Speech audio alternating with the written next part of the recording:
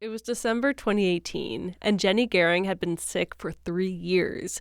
Jenny, who writes music for theater, had early stage breast cancer.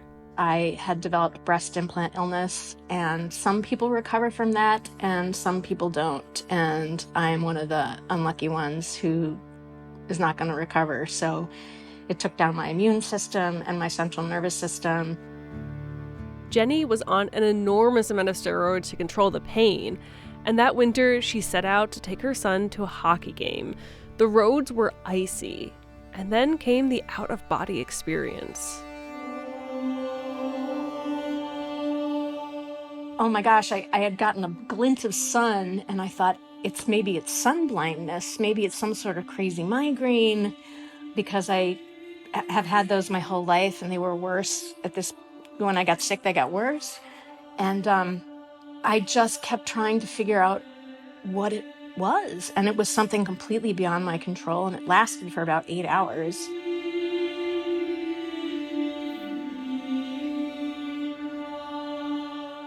That was just the beginning. Those kinds of spells began happening every day, sometimes multiple times a day.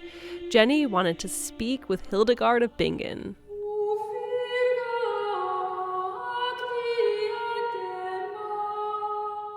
I just started to think about her and her crazy migraines and how they upended her life and affected her music. And in that moment, it was such a source of comfort to me that somebody else who is an artist was going through something crazy like this. It was like a nearly 1,000-year gap had closed between them. Hildegard also lived with chronic illness and was still deft at many things. I just imagined this incredible kinship between people who are disabled but still trying to be productive in the world. So, with her husband, Jenny wrote the piece Hildegard and Me. I had my first vision some 900 years ago. It struck me like lightning, cleaving my brain. What we call a vision, you call a migraine. She's such a badass. Can I say that? We went to the doctor, where else could we go? There were times when people thought, this is it, she's going to die, and she rallied and kept going. Honey McConey is a musicologist and author of Hildegard of Bingen, a book about this Renaissance woman before the Renaissance.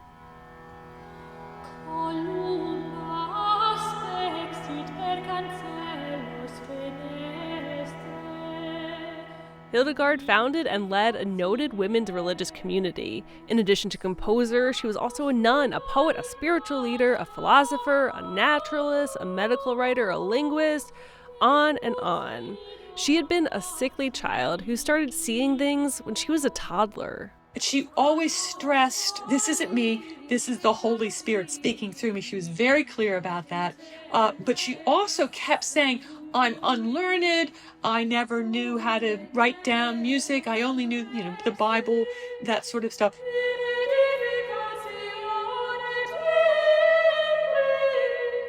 Honey has been performing Hildegard's music since 1982. She was one of the first people in the United States to do so.